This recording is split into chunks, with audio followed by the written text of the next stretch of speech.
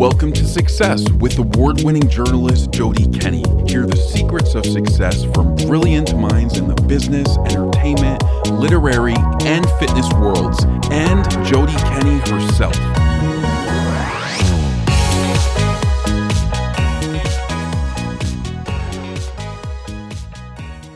All right, it looks like we're recording.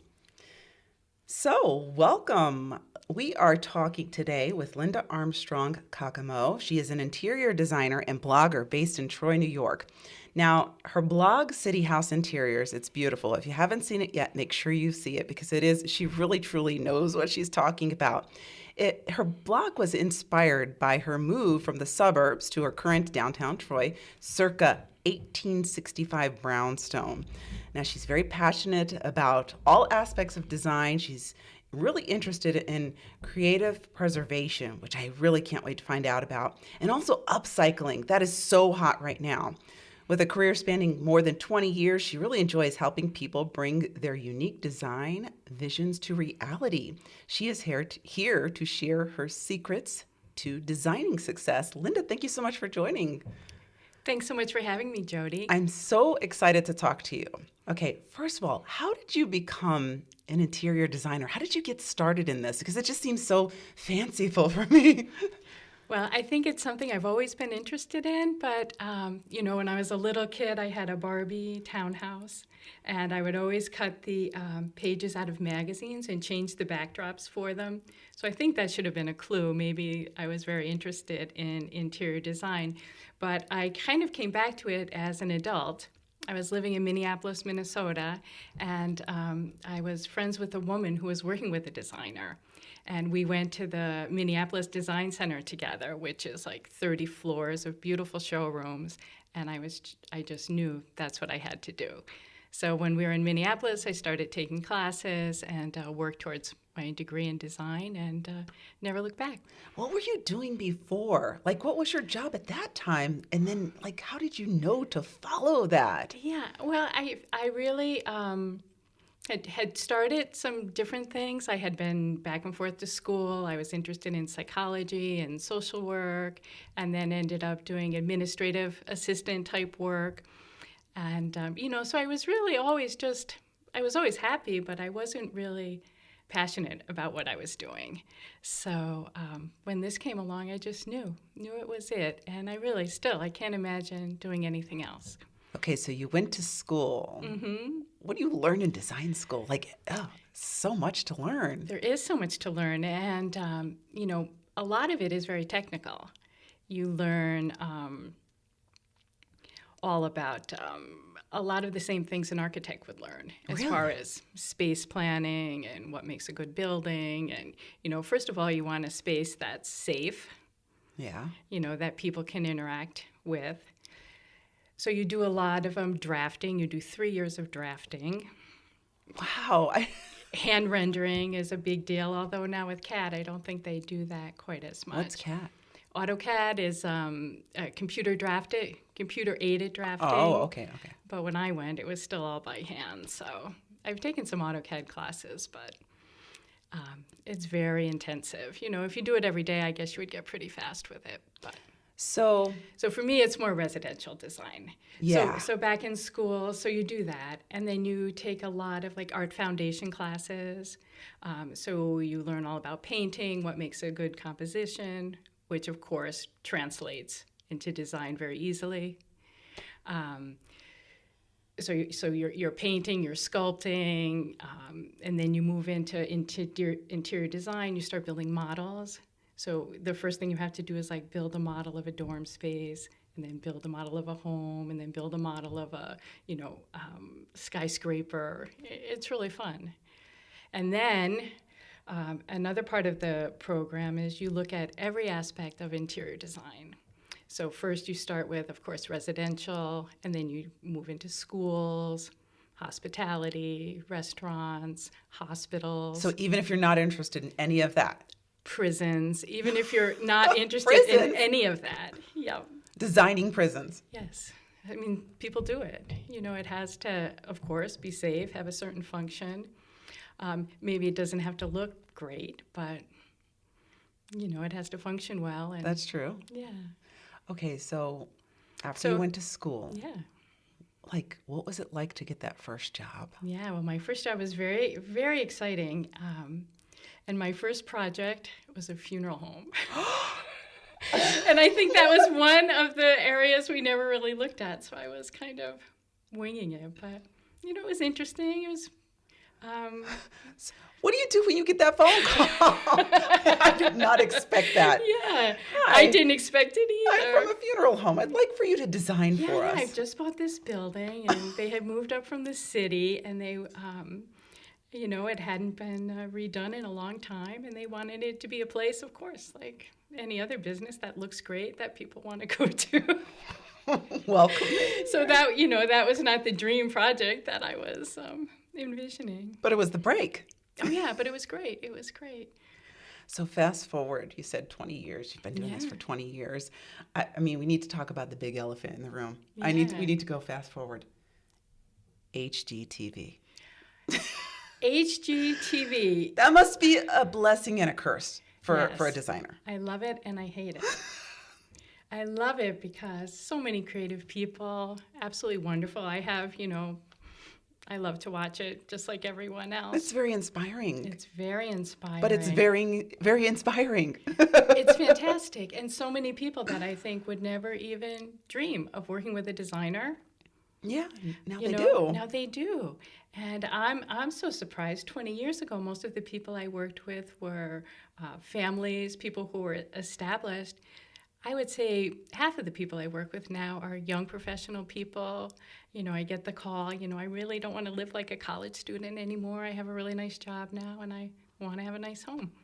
Really, I find that fascinating. The reason why I say it's like a blessing and a curse is because, like probably people watch this and they think either A, I could do it myself, or B, I need to get this pro in here to make this magic for me. Well, that's the biggest problem with HGTV. Nothing happens in a weekend. Right. I Unless know. you have a team of hundreds, maybe it would happen in a weekend. So I find that hard to explain to people that, you have to be patient. You did, yeah, you do tell me that too. Yeah. Okay, full disclosure, I had a whole bunch of paint swatches up on a wall, every shade of gray. And I called you and I said, Lynda, Yes. I'm dying here. I mean, I probably had 20 different I think colors? at least 20. I wanted that color. I wanted that color I saw on HGTV. And it's so true. Like, I thought I could do it myself. Mm-hmm. And that's the thing about working with a designer. It's not, the designer's going to do it or I'm going to do it myself. We work together. It's a partnership. Right. It's lots of give and take. And that's what really makes it so great because, maybe we work on something this year and then next year it's another little project. And really, before you go, time flies. And then it's like, everything's done. How did that happen? Well, you did tell me patience is really important. And it's so true because we're now a society of I want it done now. yeah. But it does take forever. And I don't think you're ever quite finished. Do you think you're ever quite finished with designing? You're never finished. I think of designing your home just like a fashion. Is your wardrobe ever finished? No. Of course not. No. You have those great basics that you're always going to turn to, and probably replace. But then you're always updating it with new accessories, new jewelry, maybe new color scheme. So it's like that. So sure, invest in really good basics. But then, you want to keep it fresh, so you're never really finished. So for the curse side of HGTV is the do-it-yourself person, who that's who I thought I was. Yeah. Let me tell you, it was painful for me. Do you get like those 911 calls, or was I your one and only? No. I can't tell you how many projects I walk into, and it's, they good intentions. Yeah. All gung-ho to start, but everyone has a life. It's overwhelming too. It really Yeah. is. And if you have a good idea where you want to go, a designer can save you time, probably save you a lot of money, do all your legwork for you. And then we get together. Well, I thought you'd really like this. And I love that. Or, that's close, and we work together. Right. Save a lot of time because I know where to look, and I have the experience. So. Right. So, another thing that's probably changed how people look at design is like Pinterest and Houzz and all those websites where you can pin or save like your favorite designs. Does that help you as a designer? That helps so much. You know, what's the adage? A picture's worth 1,000 words. So sometimes people will describe what they want and they'll say, "Oh, but I don't want shaker." And then you look at their Pinterest page and it's all shaker. Right. Yeah. So they had this but weird it's, vision of yeah, what it was. but it's arts and crafts, but they're very similar kind of styles. So I love Pinterest. Years ago, people would come in with their scrapbook, you know, and it was so hard to carry that around. But now everyone has photos on their phone and their Pinterest file. Really makes it easy. And I think it makes it easy for the designer and it makes it easy for clients too, because they can say, I like this, I don't like this. And knowing what you don't like is just as great as knowing what you do like. It really does help people to kind of hone their style too, don't you think? Like, you know, after time you see a theme of what people are posting and you're like, okay, I know what you would like. And you probably have like the perfect piece of furniture or the perfect color that they'd want to use, right? Absolutely. Yeah. You know, and when you start working with your clients too, you'll see something and you'll be like, oh, that's so JoDee. I can't wait to show it to her or send her a photo. She'll love this. Another thing that's really challenging for a lot of people is like you don't know where to get stuff. And online shopping has really opened the world to people, right? It absolutely has. And interior design. It's changed so much that you can really have anything you want. You can find it online and have it shipped right to your door. It's absolutely amazing. Okay, so when somebody's going into their house and they want to attack a project, like say they've got a fixer-upper, Yes. where do they start? Where do they start? I would say, again, that patience thing. So patience, even before you pick a room, pick your patience. Even before you pick a room, you know, sure, it has to be livable, I would say. You know, if you need to replace the furnace.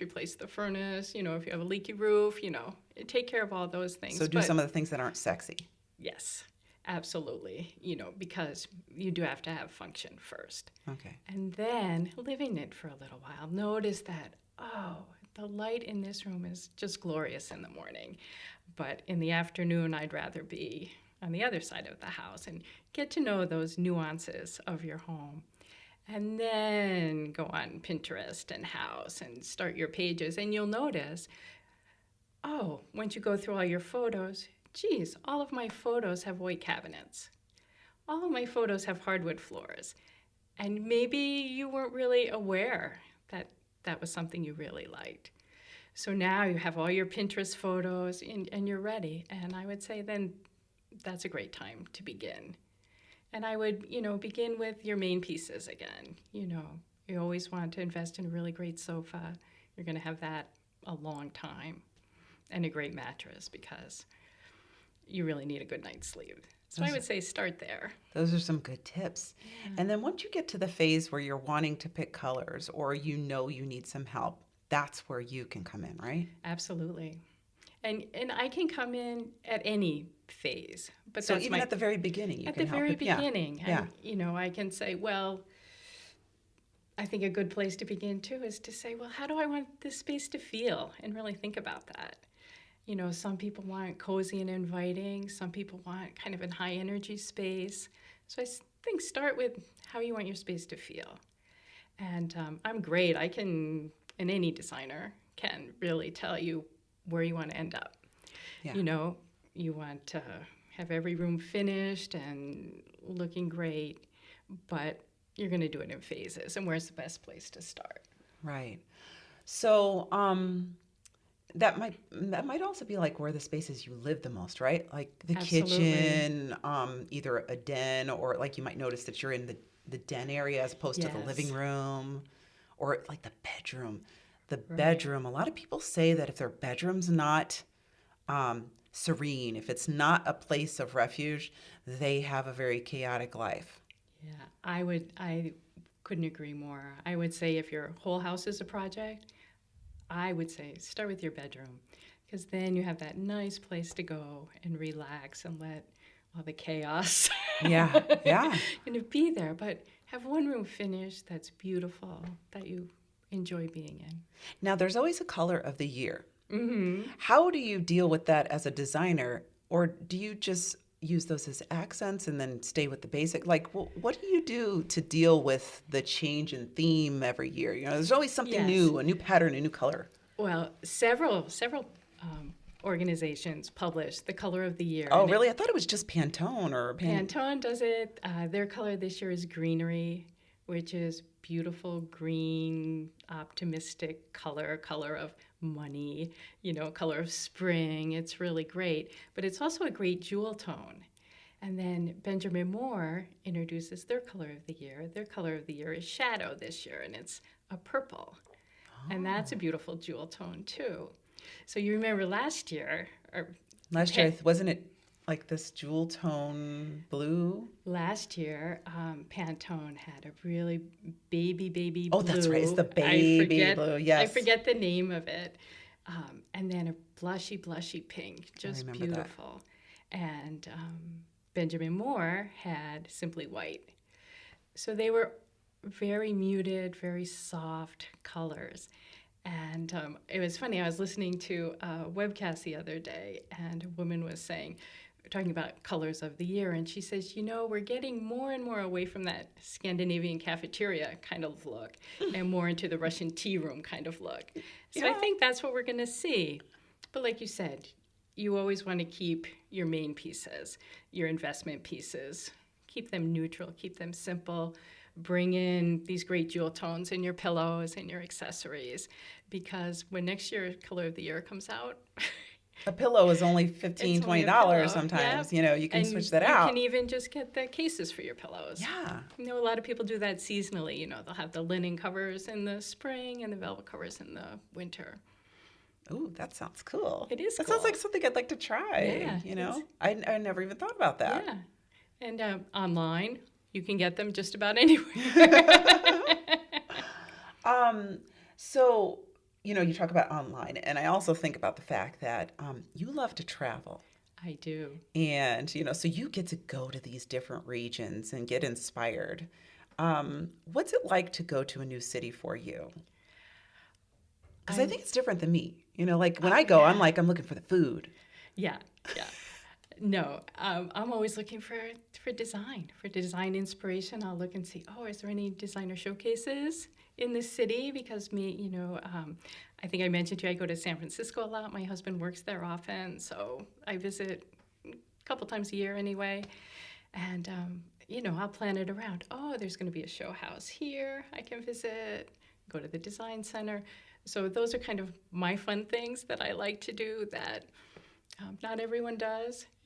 And you also love to Argentine tango. I loved Argentine tango. So this must be amazing for travel. That's the second thing I look for. And people always say, so where did you eat? And I was like, I was kind of busy. I kind of just got McDonald's because I wanted to go dancing. Yeah, because you love to dance too. I love to dance too. You never want to be too full when you go dancing. No, exactly. It's not really about the food. Yeah. Okay, so what does your house look like? My house, I love my house. It's eclectic. You said it's a brownstone. I've always wanted to live. You've given us a few peeks in it. It just looks so designer. But I could tell that it's approachable.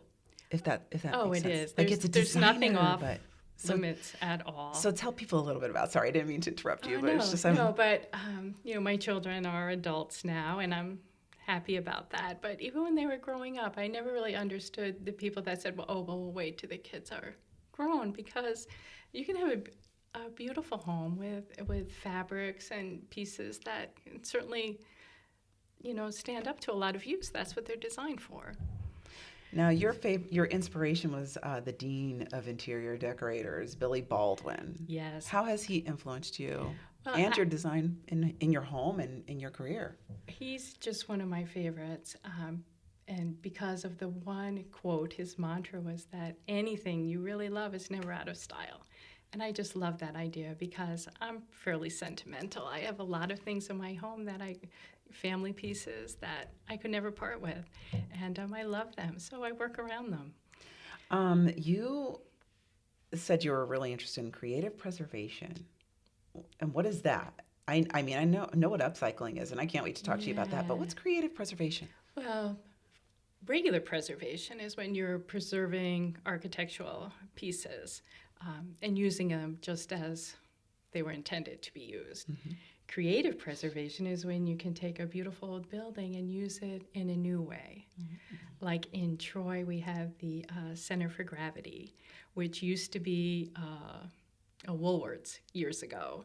It was boarded up forever, and now it's a partnership between RPI and some other people, and it's just a beautiful space. I don't know if you've seen it. No, I've never seen it before. But used in a totally new way, just beautiful.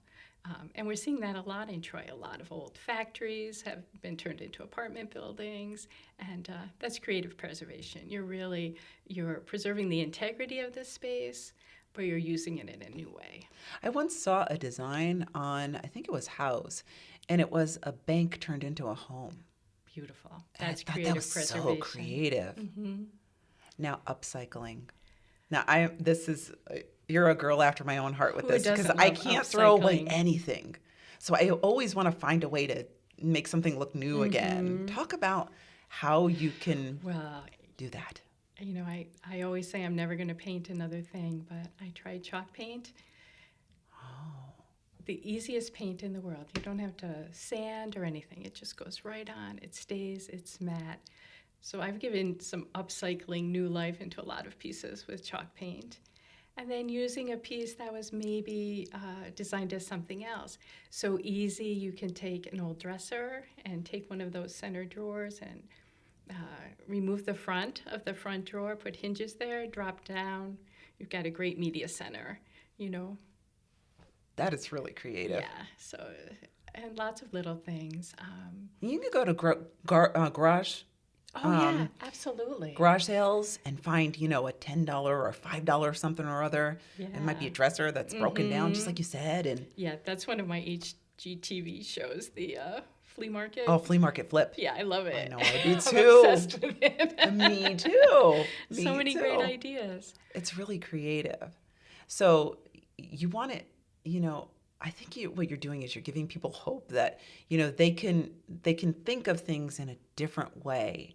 So as the designer, when you go into a home, like you're letting people know it's okay. We can do this. Let's figure it absolutely. Out. The space could be small. You might have the wrong furniture or mm-hmm. there are ways to work around, right? Absolutely. So many people think, oh, I have a modest home. I couldn't work with a designer. Absolutely not. Everyone deserves to have a beautiful space that they love. And, a studio apartment or a grand home, it doesn't matter. You said that was one of the common misconceptions is people don't think that they can work with a designer, whether it's for expenses or they just don't know, how to work with somebody because they won't have your style. Yeah, so many times people really have a lot of different ideas about working with a designer. But it really is, it's a partnership, and it's not just for, like I said, people that have several homes or, want to shop on Fifth Avenue. It's really for everyone, just someone that needs some help, some guidance. Mm-hmm. And you don't replace everything. So, like, when you go in... Absolutely not. So many people seem to think that, too. Oh, I'll have to start fresh. I won't be able to use anything that I still have. But it's amazing. I love to shop people's houses. Oh, maybe we'll bring this chair from this room mm-hmm. into a different space, and just rearranging accessories, artwork can make it just using everything you have. You can see it in a new way. So often when people move and they'll move their old things into their new space, everything seems new again. What worked in the old house really doesn't work so well in the new house. And a lot of people have junk in their garage. Yes, they do. Don't they? Yeah, and it's not junk. Well, you know, yeah, okay. It's there's not a lot junk. of great stuff there. There is good stuff there yeah. that's just been hidden or just up in a corner and Right. It's like, oh, geez, I don't have any books to put in my bookcase, but you probably have some really interesting things in your garage that could be kind of funky and fun. Now, what makes a great room? A great room. Planning makes a great room. They don't just happen. You really have to plan and think about what you like and how you want the room to feel. And I would say, first of all, a great room, you really have to pick a style. You know, even if your style is eclectic, that you like a lot of different things together. That's still a style. That's still a style. But maybe your style is mid-century modern, or maybe you like industrial chic. You know, you have to really identify, what's my style? What do I really like? What am I always pinning? You know, on Pinterest. That's a good place to start. And if you don't know how to identify your style, just go on Pinterest or go on to House, Yes, that website, and yes. just start saving things that attract to you. Right, and And you can you'll eventually see that theme, you'll right? see that style. You'll say, Yeah. oh, and, you know, and they'll have a description under it. It might say mid-century modern. It's like, oh, I love mid-century modern. I love those clean lines. So that's first. Pick a style. And then I would say your color palette. That's so important. I think if you are planning your whole house, pick your color palette. Don't just kind of wing it a room at a time. Right. Because of flow is really Yes, important, because right? that's what you want. You want a visual flow for your home. You know, whether you're coming in from the back door or the front door, it all wants to have that same kind of feel. And if you have kind of disjoint colors and styles, you will never achieve that. So I would say, yes, that visual flow is so important. And you can achieve that with your color scheme, with the palette. And if you have one room with blue walls and green accessories, you could do green walls and blue accessories in the other room. Oh, Kind of like cross-pollination kind of idea. yeah. And that really helps to tie everything together. And it's, you know, it's a simple concept. Right. Talk about your business, because I love the fact that you launched your blog and really are putting effort into that. Yeah, my blog is such a creative outlook for me because not everyone really wants to talk design, so it's kind of a fun way for me to communicate my design ideas, and and I'm always looking for new ideas that I can share with people on my blog. Oh, that's interesting. And one thing I've just added to the blog is this idea. I'm really inspired by the way everyone is shopping at home. And I thought, wouldn't it be great if you could work with an interior designer from home? So I have a virtual design element to my blog now. Ooh, tell us about that. Yeah, it's been really fun and well received. I've had a good response to it. So the way it works, someone would take photos of their room, measurements of their room, and they email me at City House Interiors, and I look them over, and then I come up with a solution for them. And I mail them back photos of a scaled floor plan, a design board with all the colors and selections, and also a really great source list for them. You know, so it's links to everything I'm recommending. They can look at it, and then and it's I also follow up with them for a month afterwards.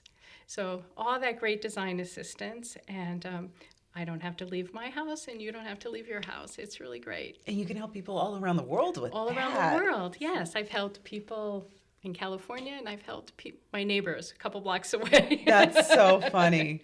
So yeah. Did they know it was you? Oh yeah, they Okay. knew it was me, but everybody's so busy. It's like even Yeah. to get together for an hour in the house sometimes can be hard to find a time that works for both of us. So Yeah. it's been great. So, have you gone through anything in your life where you doubted yourself? You know, the podcast is about success. Yeah. And, you know, every time I've seen you, you're just a sunshine in a room. You really are. I thanks, mean, JoDee. I remember the first time I met you, your smile how just sweet. really charmed me. And you always look so upbeat, but I know we all have challenges. Have you ever had a time where you doubted your ability, Well, going back some time, as I think I shared with you, I've moved a lot. Yeah. And even when I started going to school, I started in Minneapolis, and then we moved to Pennsylvania, and I was continuing my schooling there. And then my husband got an opportunity to work back here in New York, and I still had 2 years of my program left. And I had 2 small children then, too. My son was in kindergarten, my daughter was in 4th grade. And I was like, I'm not going to transfer again. So I decided to stay and finish up. And that was a real big decision, not to, for my husband to be here and for me to be there and to have the kids still in school. And I decided I was going to finish my program in 1 year. Oh my goodness. How did you do that? When I look back at it, I don't know how I did it. I did it with a lot of coffee. And perseverance. Yeah. And perseverance. Yeah, and my kids were in sports and all that kind of thing.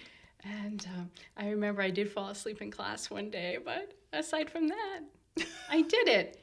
And I think it was such a great experience because sometimes when I think, oh, I don't, I start to doubt myself. I said, well, you did that. Yeah. You had 2 babies. I mean, what I think a lot of women do, a lot of moms do, is they pile on so much. But when they have a fire in them to do something that they really have been, passionate to do, they somehow find a way. It doesn't seem like a chore when, like you said, when you have that fire, that's the only way. You're going to accomplish whatever you set your mind to. What would you say to a person out there who is doubting their ability to finish that class, to go and check out the nursing program they've been looking at, or to go and, meet that prospective employer at a networking meeting? What would you say to that person? I would say, first of all, of course it's a day at a time, and you think, oh, I'll do that tomorrow or I'll do it next week. I would say don't wait, because the time is going to fly by. You want to get that degree, it's going to take 4 years. Well, 4 years are going to fly by. Start. Even if you do one thing each day, that brings you a little bit closer to where you want to be. You're so inspiring to me on many levels. Oh, thank you so much. You really are. And let's tell people how they can get a hold of you. What's your website, your blog? It's so easy to remember. cityhouseinteriors.com. Okay. Well, Lynda Armstrong, Caccamo, thank you so much for talking with me today. I truly appreciate it, and I appreciate that you shared your secrets to success. Oh, thank you so much, JoDee. It was so much fun to be here. Well, here's to successful designing. Here's to it. Thank you. Thank you so much. And I want to take a moment to just say thank you so much to my sponsor, Ghana Pictures. They offer complete cinematic video production services. They are so supportive, and thank you so much, Ghana, GhanaPictures.com.